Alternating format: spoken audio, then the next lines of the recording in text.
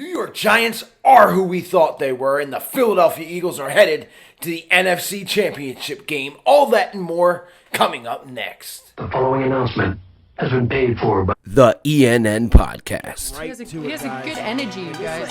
Can you feel Sport. that excitement? And also, The merchandise, wearing the hats. Is what I'm seeing for real? Wild here live from Lincoln Financial. I can't wait till this video's over so I can say its name anymore. Music. Wow. Man, again, and I hate to do this again, but these are goofy. What the hell? What is it? Whoa!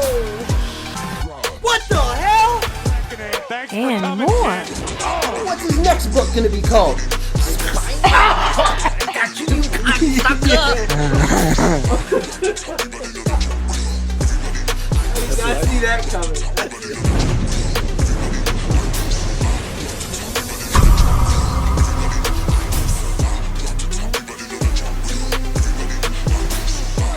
I just want to say one thing. The week that we put together, that's what showed up out there. We worked our ass off. So, man, let's do that each and every day, man. Don't take no moment for granted. You know what I'm saying? Because that right there, that's what we showed up all week. All week, it showed up out there, man. So don't get it twisted. It's on us. It's on us. And it's how we prepare each and every week. Go ahead, Jalen. Exact same thing he just said. Exact same thing he just said. We prepared our best and we played our best. When our best was needed. Now, I don't put no levels to this, put no limit to this. Continue to grow and continue to lay everything on the line right now. Lay everything on the line. This is once in a lifetime opportunity we got right in front of us in our hands. So what the you gonna do? What you gonna do?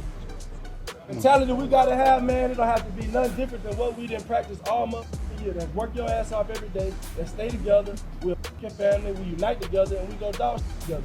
That's what we're gonna do. That's who the f*** we is. So enjoy this now. Enjoy this. Yes, but understand, we ain't done. Yep. Eagles on 3, 1, 2, 3. When it's time to work, it's time to Man, that music sounds so good to hear it once again. I'm professional wrestler Chris Wild, live at bar 4133, and you're probably wondering, where the hell have I been? Well, professional wrestling has gotten super busy for me, just as regular life has as well. And to be honest with you, I feel like the Philadelphia Eagles have almost had a month bye. And when I say that, I mean after the Chicago Bear win and the Eagles clinching a playoff spot, Jalen Hurts hurts his shoulder.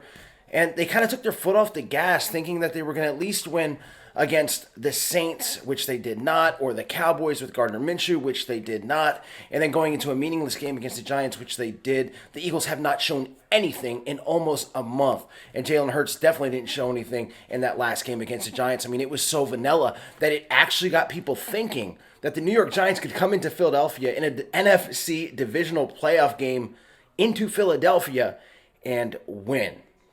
Well, that wasn't the case. The Giants are who we thought they were, and I feel so good making this video. Let me tell you something. I don't know what's going to happen next week because, listen, the Cowboys or the 49ers, as of this recording, I don't know who it's going to be, but either one of those teams are magnitudes better than the New York Giants. This is a 9-7-1 football team that won 3 games in 2 months, started the year off at 7-2, and have only won 3 games since, including the Minnesota win last week, and I'll get to that in a minute. And people actually thought, they talked themselves into believing that the Giants could come into Philadelphia and defeat this Eagles football team. For the entire week, I have sat and I have kept my mouth shut to coworkers that are Giants fans, to friends that are Giants fans, to family that are the Giants fans, and Nicole, who's a Giants fan. I have just absolutely kept my mouth shut because I did not want to jinx anything. I didn't want to be that guy that talks a lot of shit and then can't back it up, even though I absolutely knew that the Philadelphia Eagles were going to do that. I had such a good feeling when the Giants beat the Minnesota Vikings because this was the absolute best scenario for the Eagles. Even if the Seattle Seahawks would have won, I wouldn't have wanted to exactly see them come into Philly since the Eagles know nothing about the Seahawks. When I say that, I mean they haven't played this team. They have played the Giants twice, Giants starters at least once. They are very familiar with this team. And the Giants, again, I'm not going to say they're frauds because they got to the playoffs. Any team that gets to the playoffs, I mean, look, it was the Eagles last year. I mean, you're doing something. You're moving in the right direction. So I'm not going to say they're frauds, but they beat a Minnesota team, a 13-win Minnesota team that had the 28th, or I'm sorry, they were dead last in pass defense. It's something like I've never seen before. And they won a lot of games that they probably shouldn't have won. The Giants slice and dice the Vikings, and the Vikings still could have won in the last drive. They didn't. You would have thought that the Giants were the second coming of the 2018 New England Patriots, the way that the media was talking about them. You had guys like Tiki Barber saying that Daniel Jones was more suited for the playoffs than Jalen Hurts. I mean, the things that were coming out of people's mouths were so nauseating. I completely stayed away from anything YouTube related as far as ESPN goes, or First Take, or any of those talking head shows, because I knew what I was going to hear.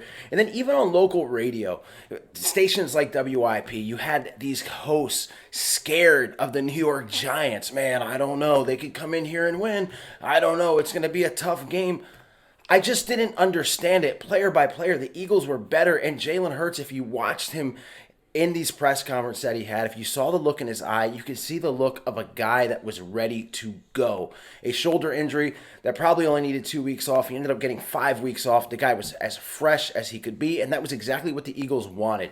And tonight, when they played the Giants, it wasn't even a game. This thing was over by the half, probably in the middle of the second quarter. Jalen looked like Jalen has looked all year long. Again, and the Eagles, it felt like they didn't even show everything. As far as the defense goes, Jonathan Gannon makes me want to pull up my hair sometimes with some of the zone coverage that he does. But I cannot be completely mad at a guy that only gives up 7 points in a playoff game. I mean, the defensive line was off the hook. Hassan Reddick is a madman that is still disrespected, I think. If his name was Micah Parsons, he'd definitely be Defensive Player of the Year. The corners were good. The safeties were solid. The linebackers were doing their jobs. I mean, the defense came to play, and they absolutely dominated a New York Giants team that had Daniel Jones, who, again, after the Minnesota game, people were saying that Daniel Jones was an elite quarterback, that he's teetering on elite status. That Daniel Jones is, Brian Daboll, look what he did for Josh Allen, and now he's doing it for Daniel Jones. And it was just, to me, it was unreal. Martin Winkendale, whatever his name is, the defensive coordinator of the Giants, guys, I'm very, very excited, as you can tell. People were giving this guy his roses and his flowers. Like, I mean, he had the best defense ever. Even in the beginning of the broadcast, they said, and this was after the Eagles' first touchdown, that the Giants were missing like 4 key starting defensive players when they faced them the first time, and it's going to be different because they're back now. Well, it wasn't different. The Eagles tried to run the clock for the whole second half. They probably could have put 50 points on this team. The Giants are who we thought they were. Now, again, I'm going to say I don't know what's going to happen next week. I have no idea what's going to happen next week. I don't know if the Eagles are going to be favored, but I know it's going to be a lot tougher to get a W against a team like the Dallas Cowboys and against a team like the San Francisco 49ers. It is going to be tough, but I'm living in the moment right now. Absolutely loving that the Philadelphia Eagles took care of business, silenced all the critics at least for a week. And man, I mean, the New York Giants, who people, I still can't believe that people thought that they were going to come into Philadelphia, that Daniel Jones, with no wide receivers to throw to, I'll be honest, I've talked a lot of shit on Daniel Jones this year, but he doesn't have much help besides Saquon Barkley. You would think that they were going to come in and actually get a win over the Philadelphia Eagles. It's just, it befuddles me. It absolutely befuddles me. But way to go. Crowd was on fire. They're going to be on fire even more next week. Again, it's been a while since you've seen me. Obviously, now that this ball is rolling in the playoffs, we're doing more content. Don't have much wrestling related the next couple of weeks, so I'll definitely be able to throw more out there. And again, I just apologize. I've got some great ideas for the channel. It's just time is of the essence, and it's probably 1 o'clock in the morning almost here on the East Coast as I'm doing this video. You'll probably see it tomorrow. Hopefully, I'll have it out before the San Francisco 49ers and the Dallas Cowboys face off in a divisional playoff game. Winner comes to Philly. Jalen Hurts is back. Nick Sirianni is an absolute stud.